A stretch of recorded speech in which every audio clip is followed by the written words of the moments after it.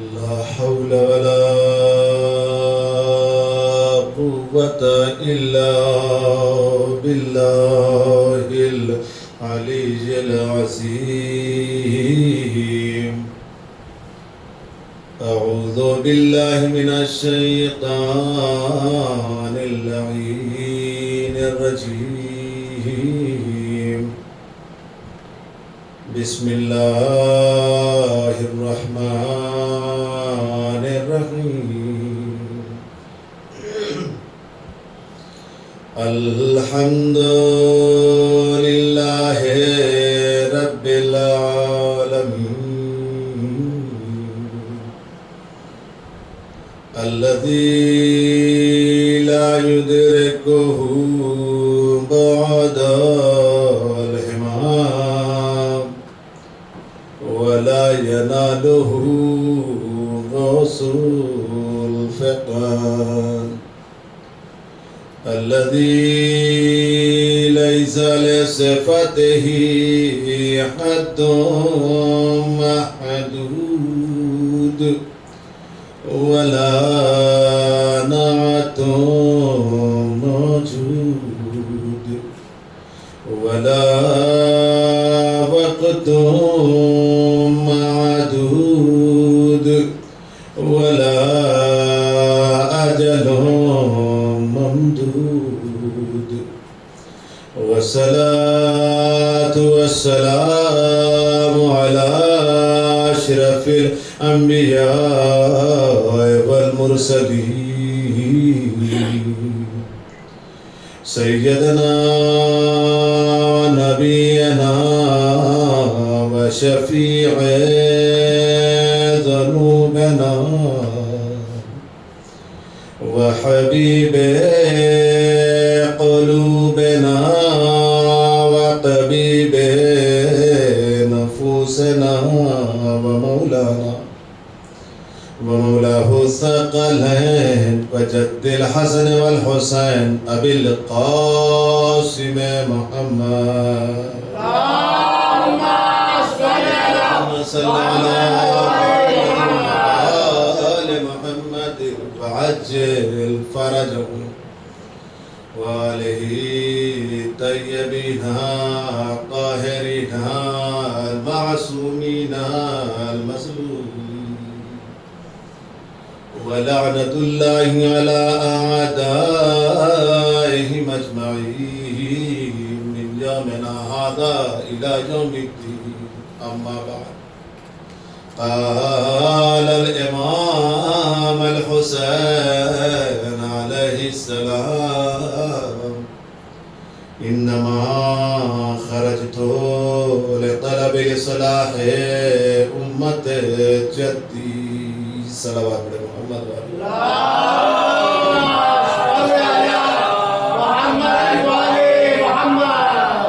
حضرات گرامی قدر وزداران مظلوم کربلا، تمہید کے طور پر چند جملے اور پھر میں انشاءاللہ اپنے موضوع کی طرف واپس آؤں گا.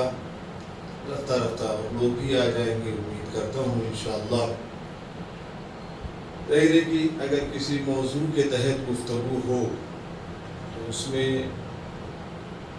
گفتگو کرنے والا جو مخاطب اور مخاطب دونوں کا جو تسلسل ہے وہ اگر برقرار رہتا ہے تو پھر اس موضوع کو بیان کرنے میں بھی ایک کیف محسوس ہوتا ہے. اور جو حضرات جیسے آپ کے بارے میں بتایا گیا، مجھے آپ بھی ٹیچ کرتے ہیں، جو حضرات استاد ہیں جو لیکچر دیتے ہیں، اس بات کو بخوبی احساس کریں گے. وہ چاہیں گے کہ ہم نے جو تیاریاں کی ہیں وہ ایز اٹ از ویسے ہی پہنچانے میں میں کامیاب ہو جاؤں. ظاہر ہے کہ میں بھی یہی چاہتا ہوں کہ بہت سے لوگ رفتہ رفتہ آتے ہیں، یہ ہر جگہ کا ماحول ہے، کوئی بات نہیں ہوئی. جگہوں پہ تو سوزخانی کو کہتے ہیں کہ یہ غربت والی ازا ہے. بیچارہ سوزخانی سے سوزخانی کرتا ہے. ایسے بھی حالات آتے ہیں. جگہوں پہ تو ایسے بھی ہوتے ہیں کہ مجلس شروع ہوتی ہے، خطبہ ہوتا ہے تو چند لوگ آتے ہیں، پھر فضائل ہوتے ہیں، پھر چند لوگ آتے ہیں، پھر فضائل اپنے عروج سے پہنچتا، پھر چند لوگ آتے ہیں. کہیں گے تو ایسا تو جب مصائب ہوتا ہے تب پبلک بھرتی ہے، اور ایک جگہ تو میں نے دیکھا، شاید آپ لوگوں نے بھی مشاہدہ کیا ہو، جب مصائب ختم ہونے والا ہوتا ہے تب لوگ آتے ہیں تبرک لینے کے لیے. ہمیں کسی سے شکوہ نہیں. یہ جو میں نے اتنی باتیں کہی میں نے اس وجہ سے کہی کہ چونکہ میں اپنے موضوع تک آنے میں تھوڑا سا وقت لے رہا ہوں تاکہ اور لوگ آ جائیں. ہمیں کسی سے شکوہ نہیں. جو سلام میں آیا وہ بھی عزادار ہے، جو مرثیے میں آیا وہ بھی عزادار ہے، جو خطبے سے شامل ہوا وہ بھی عزادار ہے. نہیں، ابتدا وہاں سے لیں گے نا. فضیلت تو وہاں سے ہے جس نے فرش عزا بچھائی. خدا کی قسم دل پہ ہاتھ رکھ کے بی بی زہرا سے توسل کر کے کبھی غور سے سوچنا نا کہ اس کا مقام کیا ہے. روح تڑپ جاتی ہے کہ فرش عزا کا جو ہم اہتمام کرتے ہیں وہاں سے روح تڑپ جاتی ہے کہ ایک دل میں ایک جذبہ پیدا ہوتا ہے کہ بی بی نے مجھے اس لائق بنا دیا، ہم نے فرش عزا بچھائی. ہمیں یہ توفیق ہوئی کہ ہم نے فرش، جیسے کہتے ہیں نا کہ جب ہماری نماز قضا ہو جاتی ہے تو سوچنا چاہیے، معصوم کا ارشاد ہے، تمہیں فکر کرنا چاہیے کہ تم سے کون سا ایسا کام سرزد ہو گیا ہے کہ جس کی وجہ سے اللہ نے تمہیں توفیق نہیں دی. یہ توفیقات میں سے وہاں سے جو شامل ہوا وہ بھی عزادار ہے. فضائل سے جو شامل ہوا وہ بھی عزادار. شکوہ کسی سے نہیں. مصائب میں جو آیا وہ بھی عزادار ہے. ماتم میں جو آیا وہ بھی عزادار ہے. جو صرف تبرک لینے آیا وہ بھی عزادار ہے. بس مقام سب کا الگ الگ ہے، سب کا مقام الگ الگ ہے، درجہ سب کا الگ الگ. یہ بھی کربلا کا ایک پیغام ہے. کون حسین کے ساتھ مدینے سے چلا، کون حسین کے ساتھ مکے میں شامل ہوا، کون حسین کے ساتھ قافلے میں آیا، کون حسین کے ساتھ کربلا میں داخل ہوا، کون حسین کے ساتھ شہید ہوا، کون حسین کو چھوڑ کے بھاگ گیا. سلوات پڑھے محمد والے محمد.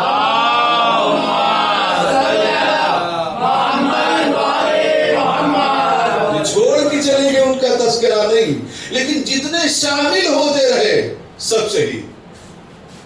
جو مکہ سے شامل ہوا وہ بھی شہید، جو راستے سے شامل ہوا وہ بھی شہید، جو کربلا میں آ کے شامل ہوا وہ بھی شہید، جو روزے عاشورہ شامل ہوا وہ بھی شہید ہے. ہمیں شکوہ کسی سے نہیں ہے، لیکن ایک تسلسل ہے عزیزان من. ہم اہل بیت کی محبت پہ یکجا ہوتے ہیں. خدا کی قسم یہ محبت بھی اپنے آپ میں کمال ہے. عجیب جذبہ رکھتی ہے محبت. نہ کوئی جان ہے، نہ کوئی پہچان ہے، کچھ بھی نہیں ہے. کہیں چلے گئے کب خوش عقیدہ ہیں. آپ کے ساتھ بھی اگر ایسا ہوتا ہو تو بتائیے گا ضرور. خوش، اچھا ایک عجیب سی محبت دل میں پیدا ہو جاتی ہے. فوراً ہاتھ بڑھا، بھائی کیا ہے کہ یہ پیدا ہو گئی، کون سا تمہارے رشتہ دار ہے؟ کہا نہیں، جہاں اس کی محبت ہے نا وہی ہماری محبت ہے. اہل بیت کی محبت کی کرامت آج بھی اگر دیکھنا چاہتے ہو تو دنیا میں اس انداز سے بھی دیکھ سکتے ہو کہ کوئی نارتھ کا بندہ ساؤتھ چلا جائے، ساؤتھ کا بندہ نارتھ چلا جائے، لیکن بس دونوں میں ایک چیز کی اشتراکیت پائی جائے کہ اسے بھی اہل بیت سے محبت ہے، اسے بھی اہل بیت سے محبت ہے. کہ اہل بیت کی محبت آپس میں محبت پیدا کر دیتی ہے. ایک سلام ہے محمد والے محمد کا.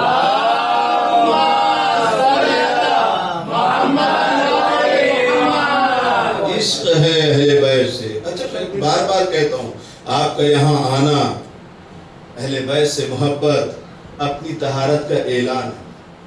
میں نے بہت پہلے ایک کتاب تھی، اس کتاب میں پڑھا، حضرت علی رضی اللہ تعالیٰ عنہ کے عنوان سے کتاب تھی. بنارس ہندو یونیورسٹی کے عربی ڈپارٹمنٹ کے پروفیسر تھے، ان کا میں نام بھول گیا ہوں. انہوں نے وہ کتاب لکھی تھی، تو سرچ کروں گا تو مل جائے گی، بہت پہلے پڑھی تھی. تو اس میں انہوں نے ایک حدیث نقل کی تھی، اور اس حدیث کو انہوں نے عنوان دیا تھا خیمے والی حدیث.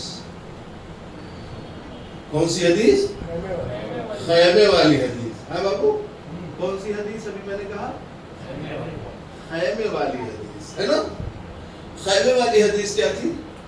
خلیفہ اول حضرت ابی بکر روایت کرتے ہیں، راوی وہی، وہ روایت کرتے ہیں. کہتے ہیں کہ ایک روز میں جا رہا تھا تو میں نے دیکھا کہ حضور پاک صلی اللہ علیہ وآلہ وسلم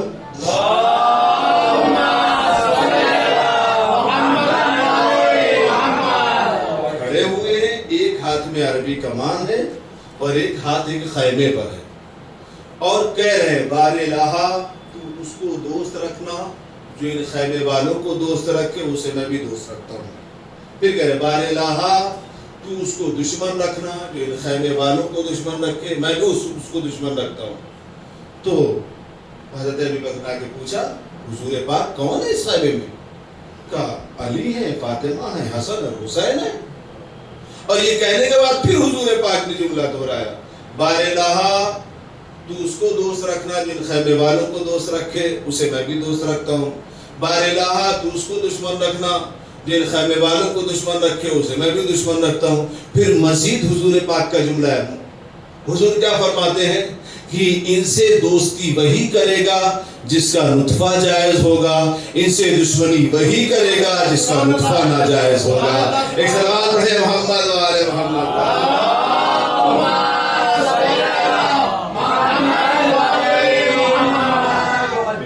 بی بی زہرا کے قاتلوں پہ لعنت. عزیزان من, بس غور اور فکر کرنے کی ضرورت ہے, اور یہ آپ کو اللہ نے عطا کیا ہے غور فکر کرنا. آپ احادیث پڑھیں, غور کریں, فکر کریں کہ پروردگار عالم نے آپ کو کیا مقام عطا کیا ہے. قرآن کہتا ہے افلا یتدبرون القرآن. اگر یہ آیت یہیں تک رک جاتی نا تو صرف اس کا ترجمہ اتنا ہی تھا, تم قرآن میں تدبر, فکر, غور و فکر کیوں نہیں کرتے؟ نہیں, آیت تھوڑی سی اور آگے بڑھتی ہے. کیا کہتی ہے؟ ام علی قلوب افقارها, کیا تمہارے دلوں پر تالے لگ گئے؟ صلوات پڑھے محمد.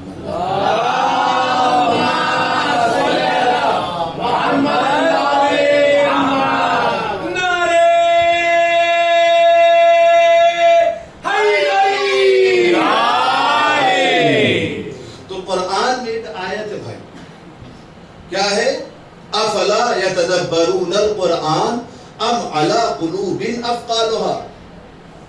تم قرآن میں غور و فکر کیوں نہیں کرتے؟ کیا تمہارے دلوں پر تالے لگ گئے ہیں؟ ترجمہ سمجھ میں آ رہا ہے؟ مطلب پروردگار عالم بڑے عجیب انداز میں سوال کر رہا ہے, پھر تم کیوں نہیں غور و فکر, کیا تمہارے دلوں پر تالے لگ گئے ہیں؟ یعنی پروردگار عالم یہ چاہتا ہے کہ کوئی بھی چیز تم اندھ بھکتی میں نہ قبول کرو. کیا کہنا, واہ واہ واہ واہ. اندھ بھکتی, قرآن اندھ بھکتی کا خلاف ہے, قرآن اندھ بھکتی کا مخالف ہے. کہ اندھ بھکت مجھے نہیں چاہیے, بھکت چاہیے, اندھ بھکت نہیں چاہیے. اسی لیے پروردگار خود کہہ رہا ہے کیوں نہیں غور و فکر کرتے؟ ہاں, جب تم غور و فکر کرو گے تو تمہیں اس میں اختلاف نہیں ملے گا. اس میں تمہیں غور کرنا عزیزان من. ایک حکایت بیان کرتا ہوں, ہمیں اپنی نظروں کو کتنا کھولنا ہے, اور خاص طور سے اس پرآشوب زمانے میں اپنی فکر کو کتنا بیدار رکھنا ہے. اس زمانے میں کہ جس زمانے میں ہمارے سامنے اچھی باتوں کے سائے میں بری باتیں پیش کی جاتی ہیں, یا یوں کہوں کہ گندی غذاؤں کے اوپر چاندی کا ورق لگا کر کے پیش کیا جاتا ہے. صریحاً غنا کو پیش کیا جاتا ہے. اب آگے جملہ میں نہیں کہوں گا, سمجھ پائے؟ گانے بجانے کی انسٹرومنٹس کو عزاداری میں استعمال کیا جاتا ہے, اور اس پہ چاندی ورق کس نام کا لگتا ہے؟ نوحے کے نام کا. ایک بار تو میں چوک گیا, کہا گیا میں چائے پینے کے لیے, وہاں ریڈیو لگا ہوا تھا. اب اس ریڈیو پہ کوئی گانے آ رہے تھے, تو مجھے لگا کہ فلاں والا نوحہ ہے, ریڈیو پہ نوحے آ رہے ہیں. اور جو غور سے سنا تو ایک ساتھ نے کہا فلاں مووی کا فلاں گانا ہے. لے بھائی, یہ تو بڑی مصیبت ہو گئی. اب جنہوں نے وہ نہیں سنا تھا ان کے لیے تو وہ نوحہ تھا, اور جن لوگوں نے وہ سنا ہوگا ان کے لیے کیا تھا وہ. تو عزیزان من, اہل بیت کے نام کی چاندی کا ورق چڑھا کر کے دنیا کے سامنے اگر غنا پیش کیا جائے گا تو غنا غنا ہی رہے گا, اس کے علاوہ اور کچھ نہیں رہے گا. اپنی نظروں کو کھولو, اپنی فکروں کو کھولو, اور آج کے زمانے میں بے انتہا ضرورت ہے. آج اتنا برا شوب زمانہ آ گیا ہے کہ ایک ہی خطیب ممبر پہ بیٹھ کے آگے کچھ کہتا ہے، اسی ممبر پہ دوسرا خطیب آگے کچھ سمجھا جاتا ہے۔ اس کی ذمہ داری کس کی ہے؟ خطیب کی ہی ذمہ داری ہے۔ خطیب کب بک گیا ہو آپ کو کیا پتا؟ ہمارے حضور پاک کے ساتھ اٹھنے بیٹھنے والے صحابی اگر بک سکتے ہیں، کیا بات ہے، وہ اگر زمین فروش ہو سکتے ہیں، یہ ممبروں پر بیٹھنے والوں کی کیا حال ہے؟ اور کیا آپ کو آج کے زمانے میں نظر نہیں آتے ہیں کچھ لوگ؟ نظر نہیں آتے ہیں کچھ لوگ؟ جس نے حق کا پرچم بلند کیا، ان کی شہادت پر ایک جملہ نہ بولا گیا، اور پھر دنیا سے کہتے ہیں کہ یہی سوال جا کے امام حسین سے کرنا ہے کہ ہم نے امام خامنہ کی شہادت پہ کوئی جملہ کیوں نہیں بولا؟ نہیں، اسلام نے ہمیں کوئی تیسرا راستہ نہیں دیا ہے، یا حق دیا ہے یا باطل دیا ہے، بے شک بے شک، اس کے علاوہ کوئی تیسرا راستہ نہیں۔ ہاں، قرآن نے ایک تیسرا راستہ دکھایا ہے، اور اس تیسرے راستے کے لیے پورا سورہ نازل کیا ہے، اس سورے کا نام منافقون ہے۔ یا باطل ہوگا یا منافقون ہوگا۔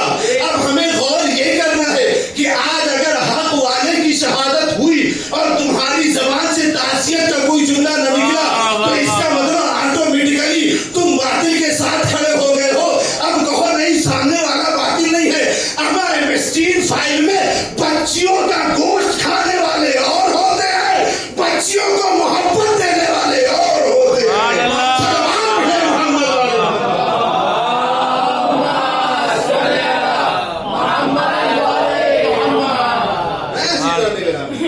حق ہے، ظاہر ہے، اب بھی اگر حق نہ پہچانا دنیا نے تو کب پہچانے گا انسان؟ سبحان اللہ۔ ابھی بھی اپنی آنکھوں کو اوجھل مت کرو۔ ایک حکایت بیان کرتا ہوں۔ حکایت یہ ہے کہ ایک مرتبہ ایک کوا اور ایک چیل آپس میں بات کر رہے تھے۔ کوے نے کہا دیکھو غذا نیچے رکھی ہوئی ہے۔ چیل نے کہا کہاں رکھی ہوئی ہے؟ کہا عجیب انسان، دنیا کہتی ہے تمہاری نظر بڑی تیز ہے۔ اس نے کہا مجھے غذا نظر نہیں آ رہی ہے۔ کہا مجھے نظر آ رہی ہے۔ کہا عجیب انسان، میری نظر تیز ہے تمہاری نظر تیز ہے؟ اس نے کہا مشہور تو یہی کہ تمہاری نظر تیز ہے، لیکن آج میں بتا رہا ہوں کہ تمہاری نظر تیز نہیں، ہماری نظر تیز ہے۔ کہا کیسے؟ کوے نے کہا میں ابھی جاتا ہوں اور وہ غذا لے کر کے آتا ہوں۔ کہا جاؤ لے کر کے آؤ۔ کوا نیچے گیا، شاہین اوپر بیٹھا۔ تھوڑی ہی دیر کے بعد کوے کی آواز آئی، چیل بھائی مجھے بچا لے۔ کہا کیا ہوا؟ کہا میں شکاری کے جال میں پھنس گیا۔ چیل نے کہا میری نظر اتنی تیز ہے، تیری نظر اتنی کمزور ہے کہ تجھے غذا نظر آئی، شکاری کا جال نظر نہیں آیا۔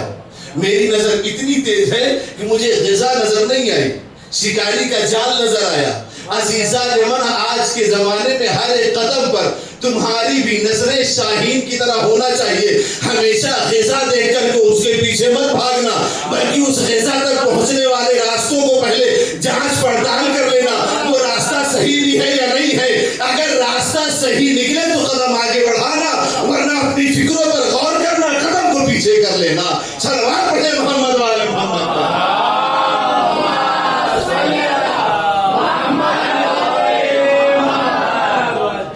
عزیزان من، اگر تمہاری نظریں اتنی تیز ہو کہ جہاں غذا نظر آئے لیکن اس کے راستے میں بچھا ہوا جال اگر نظر نہیں آئے۔ آج کی تاریخ میں ہمارے چاروں طرف جال پھیلے ہوئے، ہر ایک قدم پر۔ ہم سب سے زیادہ اس وقت کس کو ٹائم دیتے ہیں؟ ہم بچوں کی بات نہیں کر رہے ہیں، اس لیے کہ والدین اتنے بڑے بچوں کو تو جلدی فون دیتے نہیں۔ تو جو نوجوان ہیں، جوان ہیں، سب سے زیادہ ٹائم ہم کس کو دیتے ہیں؟ ہر ایک انسان فون کو دیتا ہے، میں بھی دیتا ہوں، اس میں کوئی سی بات نہیں ہے۔ بس فرق اتنا سا ہے کہ اس کا استعمال کیسے ہو رہا ہے۔ دشمن نے ایک چال چلی ہم سب کے ذہنوں کو غلام بنانے کے لیے، اور ایسا غلام بنایا، ایسا غلام، وہ سکسیس بھی ہے، ایسا نہیں کہ وہ سکسیس نہیں، وہ سکسیس ہے۔ آپ دیکھیے ہماری ہندی میں کہتے ہیں نا جیون شیلی، لائف اسٹائل، ہم کس سے انسپائرڈ ہوتے ہیں؟ ہمارا ہیرو کون ہوتا ہے؟ ہمارے بچوں کا ہیرو کون ہوتا ہے؟ ہم جاتے ہیں مارکیٹ میں، اگر ایک جیومیٹری باکس لینے جاتے ہیں تو ہمارا بچہ دیکھتا ہے، کہتے ہی کہتا ہے وہ سپر مین والا چاہیے، ہے نا، فوراً نہیں نہیں نہیں یہ والا تھوڑی نہ چاہیے، ہمیں وہ والا چاہیے، ڈوریمون والا چاہیے، نہیں یہ والا بھی نہیں چاہیے، ہمیں وہ بیٹ مین والا چاہیے۔ کیوں بھائی کیوں چاہیے؟ کہ ہمارے ہیروز وہی ہیں۔ آپ کے درمیان میں ایسے ایسے ہیرو ہیں نا، خدا کی قسم ایسے ایسے ہیرو ہیں کہ جب عراق میں 60 سے زائد نرسیں انڈین کی پھنسی ہوئی تھی تو ایک ہیرو نے ایران کی زمین سے آواز دی تھی، میں آ رہا ہوں اوورٹیک کرنے کے لیے۔ سبحان اللہ۔ ایک بھی نرس ایسی نہیں تھی کہ جسے مار گرایا ہو تکفیریوں نے، سب کو زندہ واپس ہندوستان پہنچایا، اور اس پہنچانے والے ہیرو کا نام کیا تھا؟ شہید قاسم سبحان سلیمانی۔ اللہ، واہ واہ واہ واہ واہ۔ ایسے ایسے ہیرو ہیں ہمارے پاس، ایسے ایسے ہیرو ہیں۔ ایک ہیرو ایسا ہے کہ جب وہ دشمن کے لوگوں پہ جا کے نظر ڈالتا تھا تو دشمنوں کو قیدی بنا کر کے لے کر کے آتا تھا، تو دشمن ان کا جو قیدی بنا ہوتا تھا تو لوگوں سے ہاتھ جوڑ کے کہتا تھا میرے اوپر کسی اور کو مسلط نہ کرنا، میرا نگہبان اور نگران اس کو بنانا کہ جب یہ میرا نگہبان اور نگران ہوتا ہے تو مجھے خود نہیں کھاتا، مجھے کھلاتا ہے، یہ ہمارا بہت خیال رکھتا ہے، یہ انسان پرور ہے، یہ انسان دوست ہے گا۔ وہ ہیرو کون سا ہے؟ کہا شہید ہادی ابراہیم ہادی۔ ایسے ایسے ہیروز موجود ہیں۔ ان لوگوں نے تعلیمات کہاں سے لی؟ کربلا سے۔ انہوں نے کربلا سے اپنے آپ کو، اپنے کردار کو ڈھالا، تب جا کر کے ان کی نظریں اتنی تیز ہوئی۔ انہوں نے غور و فکر کیا، اگر اندھ بھکتی میں کسی کے پیچھے آپ نے قدم بڑھانا شروع کیا تو یقین جانیے کہ حسین کے بجائے ابن زیاد کے غلام بن جائیں گے۔ ایک سلوات پڑھیں محمد والے کو۔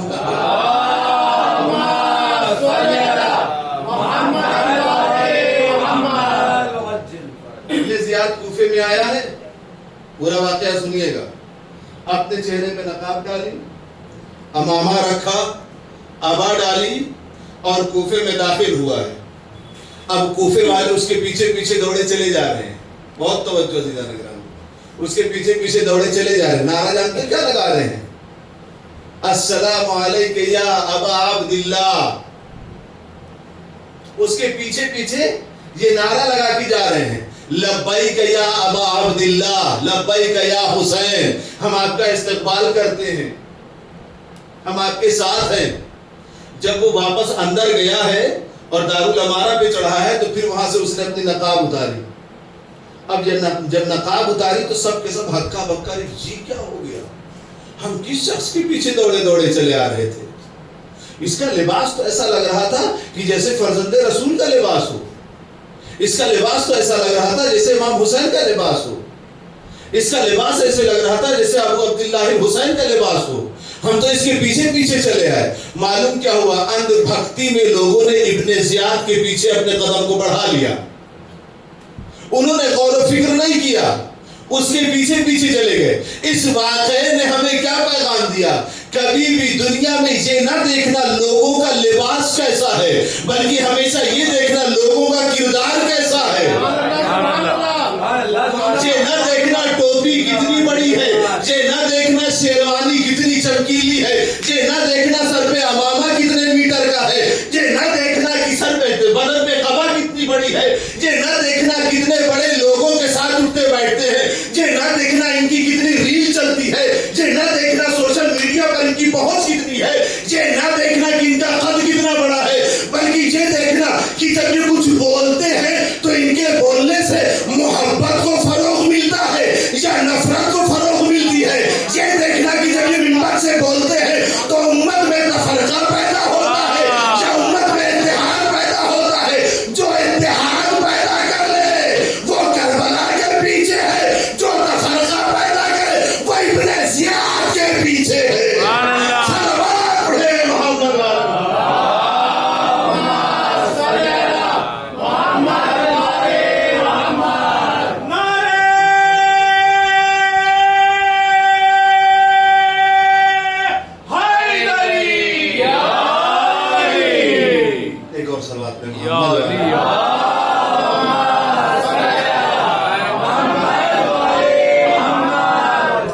اپنی فکروں کو آگاہ کربلا ہماری فکروں کو آگاہ کرنے کے لیے، کربلا کے پیغامات ہمارے دلوں کو جھنجھوڑنے کے لیے، کبھی آنکھیں بند کر کے نہ کرنا کہ فلاں صاحب ہے، فلاں لباس میں ہے، فلاں ان کا اتنا بڑا مرتبہ ہے. نہیں عزیزان من، قطعی نہیں. شیروانی ٹوپی کا ایک واقعہ سناتا ہوں اپنے بچپن کا، بالکل کتاب کا پڑھا نہیں ہے، میرے بچپن کا واقعہ. ہم گاؤں میں رہتے تھے، گاؤں وہی ہلور. ہمارے ہاں ایک انجمن ہے، انجمن تو بہت ساری ہے لیکن جو ہلور سے باہر انجمن جاتی ہے ہمارے، اس کا نام ہے انجمن حیدری ہلور. ہمارے یہاں ممبئی میں بھی ہے، وہ ہر شہر میں ہے الگ الگ جگہوں پہ. ہم نے علی گڑھ میں بھی بنا کے رکھی ہے انجمن حیدری ہلور برانچ علی گڑھ، اسٹوڈنٹ بھی کیمپس میں. وہ انجمن جا رہی تھی ایک جگہ، بعد میں پوچھ سکتے وہ جگہ کون سی ہے لیکن یہاں سے نہیں بیان کروں. اور ہماری شاید میں 7th میں یا 8th میں رہا ہوں گا، وہی جذبہ جذبداری کے متعلق ہمارے گھر والوں نے ہمارے ذہن میں رکھا، جانا ہے مجھے انجمن جانا ہے، ماتم کرنے جانا ہے. بہرحال بامشقت بہرحال اجازت مل گئی، بس میں بیٹھ کے گئے، رات بھر کا سفر، اور صبح اپنا وہی انتظامات، وہاں بڑی بڑی عماریت تھی، سب کچھ تھے. ایک ہمارے مرحوم تھے، اللہ کو غریق رحمت کرے، لکی بھائی تھے ہمارے محلے کے، وہ بھی ساتھ میں تھے. وہاں ہماریاں سجائی گئی، بڑا اہتمام تھا، بہت اچھا جلوس تھا. کوئی ایسا ویسا بہت بڑا سب لگ رہا تھا کہ لوگوں نے اہتمام کیا. اتنے میں لکی بھائی دوڑے دوڑے ہمارے پاس آئے. چونکہ میں بچپن سے مجلس پڑھتا ہوں، کبھی میں کتابوں سے پڑھتا تھا، پھر کتابیں چھوڑی، میں بچپن سے مجلس پڑھتا چلا رہا ہوں. تو وہ عام طور سے لوگوں کے ذہن میں تھا کہ ارے وہ مولانا ہی کہتا ہے، کبھی مدرسے بھی پڑھائی نہیں کی ہے میں نے، لیکن وہ بچپن سے مجلس سے پڑھتا ہے شوق میں. الحمدللہ یہ عزاداری کا بھی ایک صدقہ ہے جو آج آپ کے سامنے میں بیٹھا کتاب کر رہا ہوں، اسی عزاداری نے دیا، اسی شوق نے دیا ہے. تو اب وہ دوڑے دوڑے ہمارے پاس آئے، کہ یہ بتاؤ تم یہ بتا سکتے ہو کہ یہ ہم کیوں منا رہے ہیں؟ کیوں نہیں بتا سکتے، اس میں کون سی بات ہے، کہ جلدی چلو. جب ہم ان کے ساتھ گئے تو آج تک کے نیوز چینل والے تھے اور وہ ایک صاحب کا انٹرویو لے رہے تھے، اور جن کا انٹرویو لے رہے تھے، ہماری ٹوپی تو شاید 6 انگل کی ہوگی نا، وہ ایک ٹوپی والی نہیں تھی، تھوڑی لمبی رہتی ہے، پورے 1 بالش کی رہتی ہے، اتنی بڑی ٹوپی تھی، اور بہترین شیروانی ڈھلی ہوئی بدن پہ. آج تک والوں نے کہا کہ اچھا یہ بتائیے آپ لوگ کر کیوں رہے ہیں؟ اور اس نے وہ سوال مجھے 7-8 بار کیا ہوگا، جب میں پہنچا ہوگا تو 7ویں یا 8ویں بار، اس لیے کہ اسے بھی معلوم تھا کہ یہ جواب صحیح نہیں دے رہا. کہ یہ بتائیے اب وہ کیا دیکھے گا بھائی، اس نے لباس دیکھا کہ اتنی بڑی ٹوپی بہترین لگی ہے، بہترین شیروانی. اب وہ پیچھے پیچھے گیا تھوڑا، وہ اب وہ لکی بھائی ہے، چلو جلدی چلو. وہ میں گیا، لیکن میں آپ سے یہ پوچھ رہا ہوں کہ یہ بتائیے آپ لوگ یہ کرتے کیوں ہیں؟ ارے کیا بتاؤں، جواب سنیے گا خدا کی قسم، کیا بتاؤں، میرے لکڑ دادا تھے، اس سے بڑے بڑے اونٹ آتے تھے، اس پہ اتنی بڑی بڑی عمالیاں ہوتی تھی. جی کیا جواب دے رہا ہے بھائی؟ وہ کہہ رہے بھائی میں آپ سے یہ پوچھ رہا ہوں کہ یہ آپ کرتے کیوں ہیں؟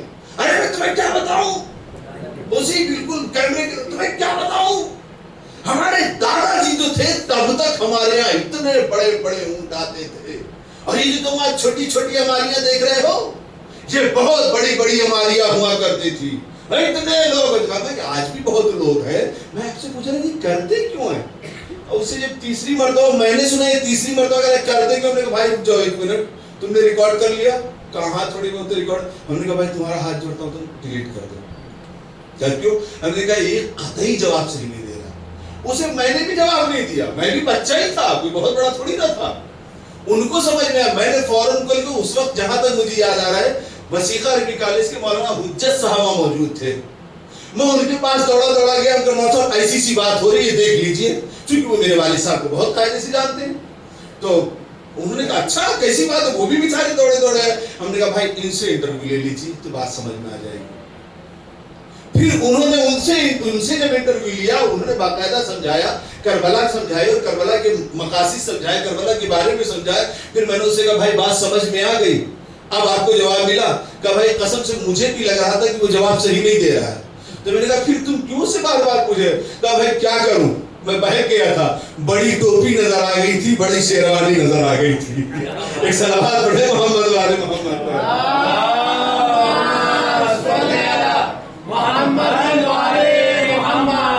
اب بات سمجھ میں آئی عزیزان من کہ بڑی ٹوپیوں کے پیچھے، بڑی شیروانیوں کے پیچھے.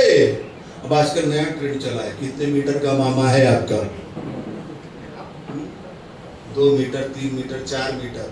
کتنا بڑا امامہ آپ لگا رہے ہیں. ان اماموں سے کچھ نہیں ہونے والا. یہ امامے اگر لوگوں کو علم دیتے تو خدا کی قسم خطیب نہج بلاغہ کبھی بھی بوریے سے علم نہ بانٹتا. واہ واہ واہ واہ واہ. یہ لباس نہیں، یہ ایک تو لباس بنا دیا گیا احتراماً. یہ نہیں کہ میں شیروانی ٹوپی کا مخالف ہوں، میں امامے کا اور ابا قبا کا مخالف ہوں، نہیں. یہ احتراماً ایک لباس بنا دیا گیا ہے تاکہ ایک احترام نظر آئے، بس اس کے علاوہ کچھ نہیں. لیکن یہ مان لیا جائے کہ اس کے اندر علم ہے تو قطعی نہیں ہے. عزیزان من، یہ بات کوفے سے ہمیں پتہ چلی کہ لباس کیسا بھی ہو کبھی نہ دیکھنا، ہمیشہ یہ دیکھنا سامنے والا کا علم کتنا ہے، اس کا کردار کیسا ہے، اس کا اخلاق کیسا ہے. اگر اخلاق اچھا ہے، کردار اچھا ہے، تب اس کی پیروی کرنا. تم نے اس کا اخلاق دیکھا کہ جسے ابن مرجانہ کہا جا رہا تھا، تم اس کے پیچھے اپنی بد عقلی کی وجہ سے چلے جا رہے تھے. ایک اس کا اخلاق تھا کہ جسے فاطمہ زہرا کا بیٹا کہا جا رہا تھا، جب وہ بولتا تھا تو پھول گرتے تھے، جب وہ کھیلتا تھا قرآن کی آیات نازل ہوا کرتی تھی، جب وہ کسی آغوش میں جایا کرتا تھا تو جبرائیل پروں سے ہوا دیا کرتا تھا. جب ان کے پیچھے جاتے ہیں تو کوفے جیسے ماحول سے حبیب جیسا نکل کے باہر آتا ہے. سلام پڑھے محمد والے محمد.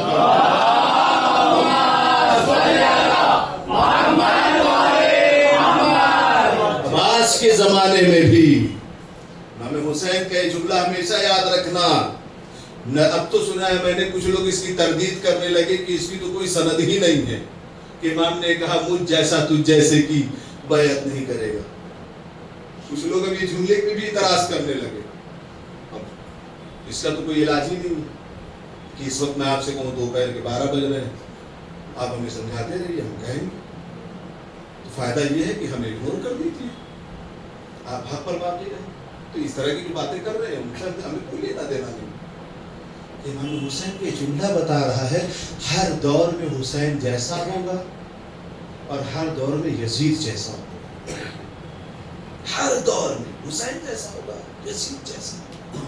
آج بھی ہمارے سامنے یہی ہے، آج بھی حسین جیسے ہیں اور آج بھی یزید جیسے لوگ موجود ہیں.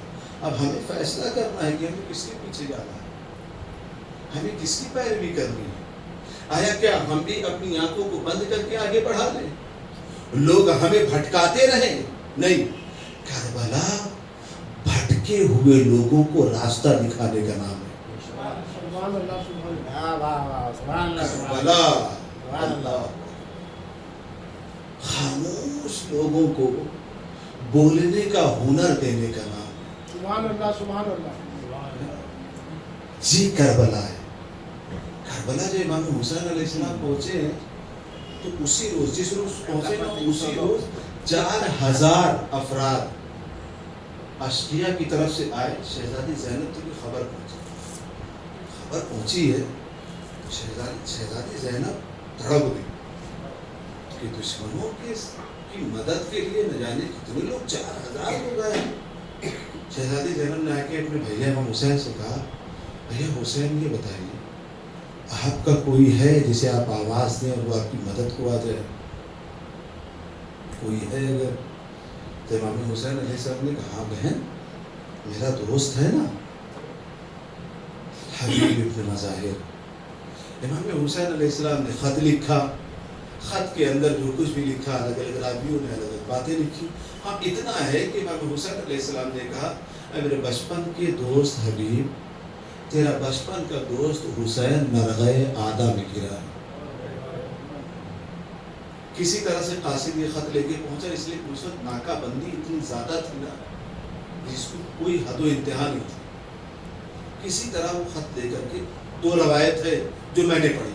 ایک روایت ہے کہ بازار میں جناب حبیب ملے، ان کو دے دیا، اور ایک روایت ہے کہ دخل الباب کی اور جناب حبیب ابن مظاہر کھانا کھا رہے تھے. کہا کون؟ کا دروازہ کھولی تو بتاتے، کیونکہ اس وقت امام حسین کا نام لینا بھی مشکل تھا، بہت مشکل حالات تھے. آئے کہا میں قاصد حسین، جی آپ کے لیے خط ہے. جناب حبیب ابن مظاہر نے خط کو دیکھا، خط کو آنکھوں سے لگایا. اب اس میں بھی دو طرح سے سنتے آ رہے ہیں اور پڑھتے آ رہے ہیں، دو طرح کے. ایک یہ کہ جناب حبیب نے جیسے خط لیا فوراً غلام سے کہا کہ تم فلاں مقام پہ جا کے سواری لے کے رکھو، میں لوگوں سے بچا کے آتا ہوں. اچھا اب دیکھیے اس جملے کو ذہن میں رکھیے، کربلا آگاہ کرتی ہے نا کہ میں لوگوں سے بچا کے آتا ہوں. دوسری روایت یہ ہے کہ جناب حبیب بن مظاہر کی بیوی نے پوچھا کیا ماجرا ایسے میں کھڑے ہو گئے آپ؟ تو انہوں نے کہا یہ حسین کا خط ہے، تمہارے بارے میں سوچ رہا ہوں، اس لیے کہ انہوں نے تو موت کی دعوت دی ہے. تو انہوں نے جواب میں اپنے جذباتی جواب میں انہوں نے کہا کہ تم گھر میں بیٹھو، تلوار مجھے دو، فرزند زہرا نصرت کو بلاؤ اور تم میرے بارے میں سوچو. حبیب ابن مظاہر نے کہا نہیں ایسی بات نہیں ہے، ہم جاتے ہیں. اور پھر غلام سے کہا کہ جاؤ تم باہر کسی مقام پہ بیٹھو. کوئی مقام بتایا، میں لوگوں سے بچا کے آتا ہوں. دونوں روایت میں ایک مشترک بات تھی. جناب حبیب ابن مظاہر نے کہا میں لوگوں سے بچا کے آتا ہوں، لوگوں سے چھپ کے. ماحول بہت خراب تھا، جناب مسلم کی شہادت بھی ہو چکی تھی، امام حسین کے نام پر لوگوں کی تلوار خریدی جا چکی تھی، لوگوں کو بہت زیادہ ڈرایا اور دھمکایا گیا تھا. کسی موقع میں کوئی موقع ہے تو میں بیان کروں گا علامہ مودودی نے وہ ماحول کیسا لکھا ہے. ٹھیک ہے، بہت عجیب ماحول تھا. اس ماحول میں جناب حبیب ابن مظاہر نے یہ نہیں کہا ارے آقا حسین نے بلایا اب جان رہے یا چلی جائے، قدم آگے بڑھایا، ارے مولا میں آ رہا ہوں آپ کی مدد کے لیے، یہ نہیں کہا. مولا نے جناب حبیب ابن مظاہر نے یہ نہیں کہا ابھی آیا ہوں. اچھا جی میں کیوں کہہ رہا ہوں؟ کیونکہ ابھی کے جو حالات ہیں ہماری قوم کے بچوں کے، خاص طور سے جوانوں کے، جب میں جناب علی اکبر کا جس دن پڑھوں گا نا اس دن جوانوں کے لیے اس کے متعلق بہت اچھا میسج ہے ہمارے پاس کربلا سے، انشاءاللہ میں پیش کروں گا. یہ جوانوں کے لیے کہ تھوڑی سی بات ہو گئی، ارے نہیں ہمارا جلوس یہیں سے جاتا یہیں سے جائے گا، ارے مولا کے لیے مر جائیں گے. مولا کے لیے ابھی مت مرو، مولا کو ضرورت ہے آپ کی جان کی. یہ فتنوں میں اپنی جان کو گوا رہے ہو. جناب حبیب نے مظاہر نے نہیں کہا ارے مولا نے آواز دیا ہے لوگ کتنا بھی پابندی لگا دے، نہیں مجھے جانا ہے، اپنے سر کٹا دینے ہیں، سب کچھ کر دینے ہیں. چیختے ہوئے چلاتے ہوئے نہیں گئے، نہیں اپنے غلام سے کہا فلاں مقام پہ پہنچو، میں حکمت عملی سے وہاں تک پہنچ رہا ہوں. حبیب کا مقصد حسین کی نصرت تھی، اپنے جذبات کا اظہار کرنا نہیں تھا. آج ہمیں عزاداری میں بھی اس بات کا خیال رکھنا ہوگا، ہمارا مقصد عزاداری کو فروغ دے کر کے پیغام حسینیت کو عام کرنا ہونا چاہیے، اپنے جذبات کا اظہار کرنا نہیں ہونا چاہیے. صلوات پڑھے محمد والا.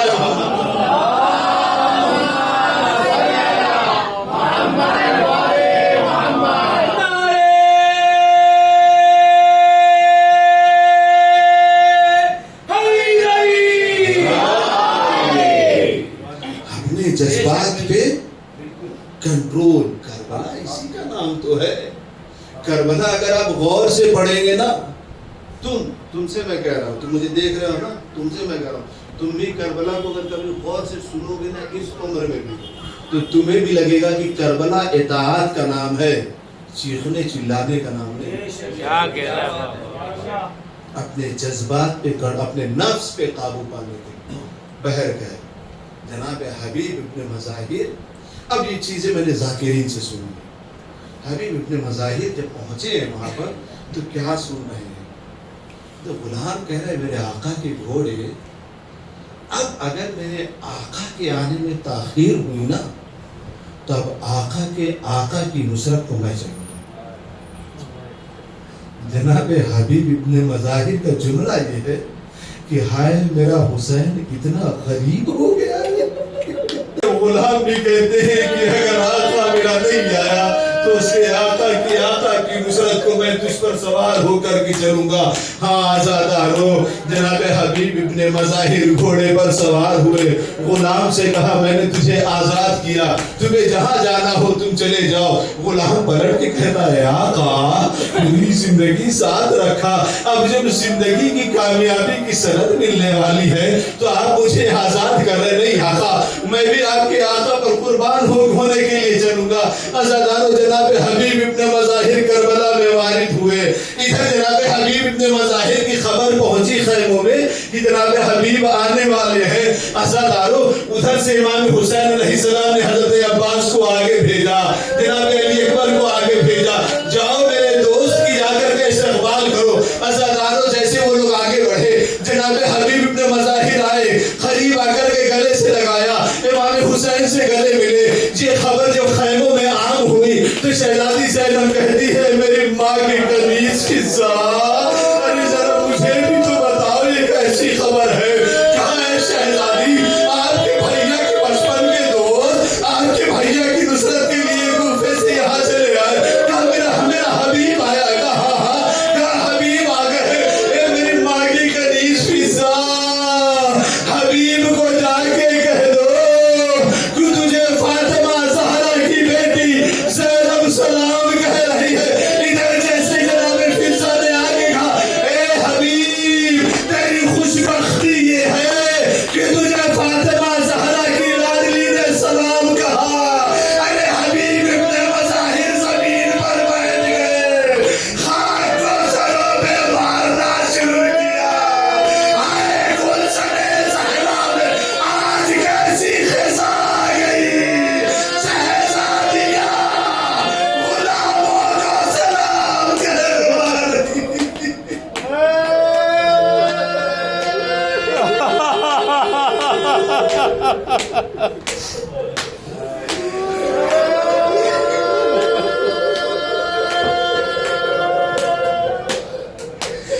لعنت اللہ علی قوم الظالمین، انا للہ وانا الیہ راجعون، ہر ذنب قضائہ